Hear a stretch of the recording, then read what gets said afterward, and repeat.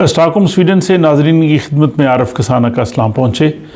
जब आप स्वीडन में रहते हैं और अगर आपको स्वीडिश ज़ुबान बोलना नहीं आती, आप स्वीडिश ज़ुबान में अपनी बातचीत नहीं कर सकते, ना दूसरे की बात समझ सकते हैं और आपको डॉक्टर के पास जाना पड़े, तो उस सूरत में आपको मुतरजम मिलता है। वो तर्जमान जो है वो डॉक्टर और आपके दरमियान जो है वो तर्जमानी का काम करता है और उस मुतरजम की, ट्रांसलेटर की, जिसको स्वीडिश ज़ुबान में थोल कहते हैं, उसकी फ़ीस हुकूमत अदा करती है। लेकिन अब स्वीडन के जनूबी इलाके में जो एक रीजन ब्लैकिंगे है, जिसमें कार्लस्क्रोना सिटी भी है, वहाँ की जो काउंटी काउंसिल है, रीजन है, उसने ये फ़ैसला किया है कि अब जो मरीज़ डॉक्टर के पास आएंगे और उनको स्वीडिश ज़बान बोलना नहीं आती, तो वो फ़ीस ख़ुद से अदा करेंगे, हुकूमत अदा नहीं करेगी। इसका फ़ैसला उन्होंने बुध के रोज़ 31 जनवरी को जो रीजन है ब्लैकिंगे, उसकी जो असेंबली है, उसने किया है। और वहाँ पे SD, Swedish Democrats, moderate party और क्रिश्चियन डेमोक्रेट पार्टी, इनकी हुकूमत है, उनकी मेजॉरिटी है। और उन्होंने ये फ़ैसला कर दिया है कि कोई भी मरीज़ डॉक्टर के पास, नर्स के पास, यानी हेल्थ सिस्टम में जब भी जाएगा, अगर उसको स्वीडिश ज़बान नहीं आती और उसको वहाँ पे ट्रांसलेटर की ज़रूरत है, तो उसकी फ़ीस जो है वो अपनी जेब से अदा करेगा। इस पर काफ़ी तनकीद भी आई है। उसी रीजन में एक डॉक्टर है, सोफिया रिनग्रेन स्ताले, उन्होंने कहा है कि ये एक बहुत गलत फ़ैसला है, क्योंकि जब मरीज़ डॉक्टर के पास आते हैं और सेहत का उनको मसला लाहक होता है, अगर वो अपनी बात सही तरह से बयान नहीं कर सकते तो ट्रांसलेटर की ज़रूरत होती है। अब बहुत से मरीज़ ऐसे भी होंगे कि जो फ़ीस अदा नहीं कर सकेंगे और वो ट्रांसलेटर नहीं लेंगे, और जब वो जो है वो थोल नहीं लेंगे तो फिर वो अपनी बात सही तरह से ना समझा सकेंगे, ना डॉक्टर की बात समझ सकेंगे। मतलब ये होगा कि उनकी जो बीमारी है उसकी तशख़ीस या उसके इलाज जो है उसमें सही तरह से पेशरफ्त नहीं होगी, और ये इंसानों की सेहत से खेलने का जो है वो एक फ़ैसला है।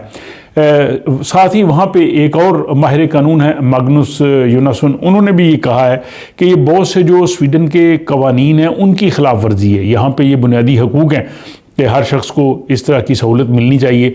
तो ये मौजूदा जो फ़ैसला ब्लैकिंगे रीजन की जो काउंटी काउंसिल है, उन्होंने जो किया है, ये जो है दुरुस्त नहीं है। इससे जो है वो स्वीडन के कई जो कवानीन हैं उनकी जो है वो वायलेशन होती है। लेकिन जिन्होंने ये फ़ैसला किया है, एसडी और उनके साथ जो मॉडरेट और क्रिश्चियन डेमोक्रेट, उनका ये कहना है कि जो लोग स्वीडन में रहते हैं उनको यहाँ की ज़ुबान आनी चाहिए। अगर उनको ज़ुबान यहाँ की नहीं आती तो ये उनकी जो है वो खामी है या ये उनका मसला है, उनको ज़ुबान सीखनी चाहिए। अगर वो इस सोसाइटी में रह रहे हैं, इनकी चीज़ों के बारे में आना चाहिए।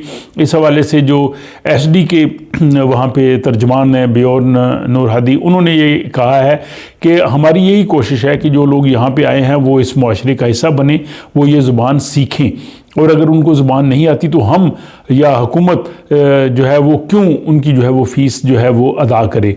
अब इस सूरत में ये होगा कि अगर किसी को स्वीडिश ज़ुबान नहीं आती और वो ब्लैकिंगे जो रीजन है उसमें वो डॉक्टर के पास, नर्स के पास जाता है, तो उसको 300 क्रोन जो है वो अजाफ़ी देना पड़ेंगे। और अगर वो ट्रांसलेटर थोल जो है वो टेलीफोन पे, इंटरनेट पे लेता है, तो उस सूरत में उसको 50 क्रोन देना पड़ेंगे। तो ये एक अजाफ़ी बोझ जो है वो मरीज़ पे पड़ जाएगा। अब इब्तदाई तौर पे तो ये इन्होंने सिर्फ ब्लैकिंगे कम्यून जो काउंटी है उसमें किया है, लेकिन स्वीडिश डेमोक्रेट्स और हुकूमत का ये ख्याल है कि रफ्ता रफ्ता इसको पूरे स्वीडन के लिए नाफिज कर दिया जाए कि पूरे स्वीडन में जब भी कोई मरीज़ डॉक्टर नर्स के पास जाए उसको ये अजाफ़ी फ़ीस जो तर्जमान के ख़ुद से देना पड़े। अब इन्होंने एक रीजन में करके देखना है उसका रिएक्शन क्या आता है और क्या वहाँ पे ठीक रहता है, तो फिर शायद ये बाकी जगहों पे भी करे। और जो 21 रीजन्स हैं उनमें भी शायद ये आहिस्ता आहिस्ता करने की तरफ आएँ, या शायद स्टेट लेवल पे कोई इस किस्म का डिसीजन दे दे। तो बहरहाल ये एक ऐसी अपडेट है, शायद आप लोगों की नज़र से ना गुजरी हो। इस हवाले से आप अपनी राय का इजहार कीजिए कि आपके ख्याल में क्या यह फ़ैसला अच्छा है या दुरुस्त नहीं है। जो भी आपकी राय है वो आप कमेंट सूरत में लिख सकते हैं। आप राइट लिख सकते हैं कि राइट फैसला है, या रॉन्ग लिख सकते हैं, या इसके अलावा जो भी आपकी राय हो। तो बहरहाल ये जनाब अपडेट्स से जो जिससे हमारे लोग ज़्यादा इमिग्रेंट्स लोग जो हैं वही इससे मुतासर होंगे, तो मैंने कहा कि आप लोगों के सामने पेश किए जाएँ। अपना ख्याल रखिएगा और किसी अगले व्लॉग में आपसे दोबारा मुलाकात होती है।